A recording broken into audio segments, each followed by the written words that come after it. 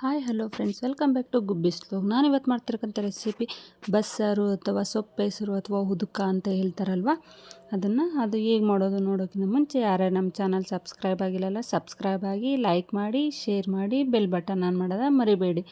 ಈ ಸಾಂಬಾರು ಮುದ್ದೆ ಜೊತೆಗೆ ಸಖತ್ತಾಗಿರುತ್ತೆ. ಅದು ನುಗ್ಗೆ ಸೊಪ್ಪಿನ ಬಸ್ಸಾರು ಮಾಡ್ತಾ ಇರೋದು ಹೋಗೋಣ ಬನ್ನಿ ಹೇಗೆ ಮಾಡೋದು ಅಂತ.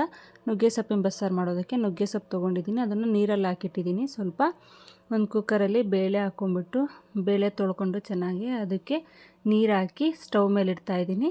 ಅದು ಒಂದು ವಿಜಲ್ ಹೊಡೀಲಿ. ಒಂದು ವಿಜಲ್ ಹೊಡೆಯೋಷ್ಟೊತ್ತಿಗೆ ನಾವು ಪಕ್ಕದಲ್ಲಿ ಒಂದು ಬಾಣಲಿಲಿ ಎಣ್ಣೆ ಹಾಕ್ಬಿಟ್ಟು ಸ್ವಲ್ಪ ಈರುಳ್ಳಿ, ಇದು ಸಾಂಬಾರಿಗೆ ಹಾಕೋದಕ್ಕೆ ಒಗ್ಗರಣೆಗೆಲ್ಲ ಈರುಳ್ಳಿ ಸ್ವಲ್ಪ ಅದು ಕಲರ್ ಬರೋವರೆಗೂ ಹುರ್ಕೊಂಬಿಟ್ಟು ಒಂದು ಜಾರಿಗೆ ಹಾಕ್ಕೊಳ್ಳೋಣ ಅದನ್ನು.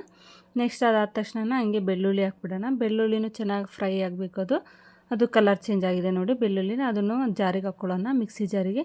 ನೆಕ್ಸ್ಟ್ ಅದಾದ ತಕ್ಷಣ ಹಸಿಮೆಣ್ಸಿಕಾಯಿ ಬೇಕಲ್ವ, ಸೊಪ್ಪು ಹೆಸರು ಮಾಡ್ತಿದ್ದೀವಿ ನಾವು ಅಂದರೆ ಹಸಿಮೆಣ್ಸಿಕಾಯಿ ಮೇನ್ ಇಂಗ್ರೀಡಿಯೆಂಟ್ಸ್. ಹಸಿಮೆಣ್ಸಿಕಾಯಿ ಬೇಕು. ಹಸಿಮೆಣ್ಸಿಕಾಯನ್ನು ಚೆನ್ನಾಗಿ ಹುರ್ಕೊಳ್ಳೋಣ. ಅದೊಂದು ವಿಜಲ್ ಆಗಿದೆ ನೋಡಿ, ಬೇಳೆ ಹಾಕಿದ್ವಲ್ಲ, ಈಗ ಆಫ್ ಮಾಡೋಣ, ಸಾಕಾಗುತ್ತೆ.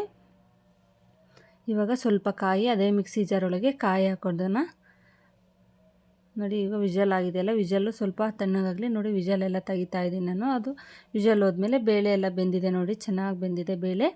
ಆ ಬೇಳೆಯನ್ನು ಸ್ವಲ್ಪ ತೊಗೊಂಬಿಟ್ಟು ನಾವು ಮಿಕ್ಸಿ ಜಾರಿಗೆ, ಏನು ಕಾಯಿ ಈರುಳ್ಳಿ ಬೆಳ್ಳುಳ್ಳಿ ಎಲ್ಲ ಹಾಕಿದ್ವಲ್ಲ ಮಿಕ್ಸಿ ಜಾರಿಗೆ, ಅದನ್ನು ಸ್ವಲ್ಪ ಹಾಕ್ಕೊಳ್ಳೋಣ.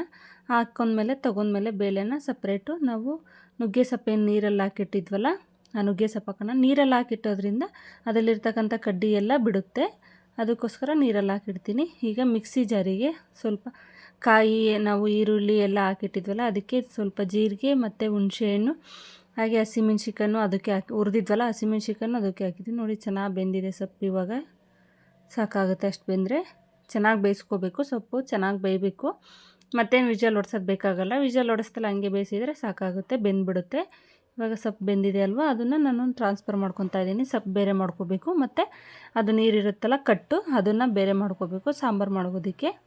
ಸೊಪ್ಪಿದೆಯಲ್ಲ ಅದನ್ನು ಬೇರೆ ಮಾಡ್ಕೊಂಬಿಟ್ಟು ಅದನ್ನು ಸ್ಪೂನಲ್ಲಿ ಚೆನ್ನಾಗಿ ಪ್ರೆಸ್ ಮಾಡಬೇಕು, ಯಾಕಂದರೆ ಅದು ಸೊಪ್ಪಲ್ಲಿರ್ತಕ್ಕಂಥ ನೀರೆಲ್ಲ ಬಿಟ್ಕನ್ಲಿ ಅಂತ ಚೆನ್ನಾಗಿ ಪ್ರೆಸ್ ಮಾಡಿ.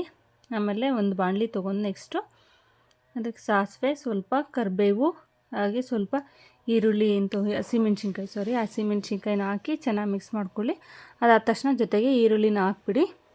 ಇದು ನಾವು ಏನು ಸೊಪ್ಪು ತೊಗೊಂಡಿದ್ದೀವಲ್ಲ ಆ ಸೊಪ್ಪಿಗೆ ಒಗ್ಗರಣೆ ಹಾಕ್ಕೊತಾ ಇರೋದು ನೋಡಿ. ಚೆನ್ನಾಗಿ ಈರುಳ್ಳಿ ನಾವು ತೊಗೊಂಡಿದ್ವಲ್ಲ, ಈರುಳ್ಳಿನ ಹಸಿಮೆಣ್ಸಿಕಾಯಿ ಕರಿಬೇವು ಎಲ್ಲ ಹಾಕ್ಬಿಟ್ಟು ಚೆನ್ನಾಗಿ ಮಿಕ್ಸ್ ಮಾಡಿ.